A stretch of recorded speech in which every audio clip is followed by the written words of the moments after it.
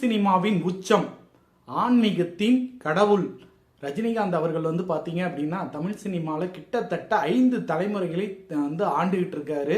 50 வருஷம் தமிழ் சினிமா தன்னுடைய கட்டுப்பாட்டுக்குள்ள வச்சிருக்காரு. தன்னுடைய அன்பு சாம்ராஜ்யத்தின் மூலியமாக அடக்கி வைத்திருக்கும் சூப்பர் ஸ்டார் ரஜினிகாந்த் அவர்கள், தலைவர் ரஜினிகாந்த் அவர்களுக்கு என்ன விஷயம் அப்படின்னா, அவருக்கு ரசிகராக இருக்கும், தொண்டனா இருக்கிறதும் மிகப்பெரிய ஒரு பாக்கியம் அப்படின்னு நான் நினைக்கிறேன். ஏன்னா அவருடைய செயல்பாடுகளை பற்றி பின்பற்றோம்னாவே நம்மளுடைய வாழ்க்கை வேற விதமாக நம்மளுடைய வாழ்க்கை மாறுறதுக்கான வாய்ப்புகள்லாம் இருக்கு. அவருடைய செயல்பாடுகள், அவர் சொல்ற விஷயங்கள் இதெல்லாம் பார்த்தீங்க அப்படின்னா உங்களுக்கே உங்களுடைய வாழ்க்கையில நீங்க பல விஷயங்கள்ல தடுமாறாம சிறப்பா செயல்படுறதுக்கு தலைவருடைய வழிகாட்டுதல் 1 2 இல்லைங்க, எக்கச்சக்கமா இருக்கு.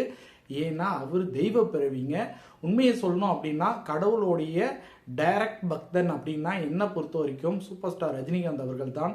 ஆசை, பாசம், பதவி எல்லாமே அவரை தேடி வருது. ஆனா எதுவுமே எனக்கு வேண்டாம், என்னுடைய வேலையை நான் செஞ்சிட்டு இருக்கேன், அந்த செயலை செய்யும் போது கிடைக்கக்கூடிய பேர், புகழ், வருமானம் இதுவே எனக்கு போதும், அதற்கு மீறி எதுவுமே இல்லைங்க, எனக்கு ஆசை இல்லை அப்படின்னு சொல்லி அவர் எல்லாத்தையும் உதறி தள்ளிட்டாரு. ஏங்க அவர் சிஎம் பதவியே 96ல் அவர் காலடியில் கிடந்துச்சு. அவர் இல்லை நான் எடுத்துக்கிறேன் அப்படின்னு சொன்னால் கூட யாருமே நோ சொல்லியிருக்க மாட்டாங்க. அந்த அளவுக்கு பார்த்தீங்க அப்படின்னா அவருக்கு பதவி மேலே ஆசை இல்லை, அதுதான் உண்மை.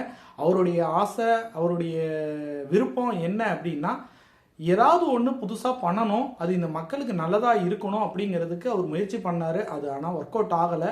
இன்றைக்கும் சொல்கிறேன், தலைவருடைய வழிகாட்டுதலை பின்பற்றுனீங்க அப்படின்னா உங்களோட வாழ்க்கையில் நீங்கள் தோல்வியே அடைய மாட்டீங்க. ஒரு வெற்றியாளர்னா மாறணும் அப்படின்னா சூப்பர் ஸ்டார் தலைவர் அவர்களை பின்பற்றுங்க. அவருடைய பொன்மொழிகளை தொடர்ந்து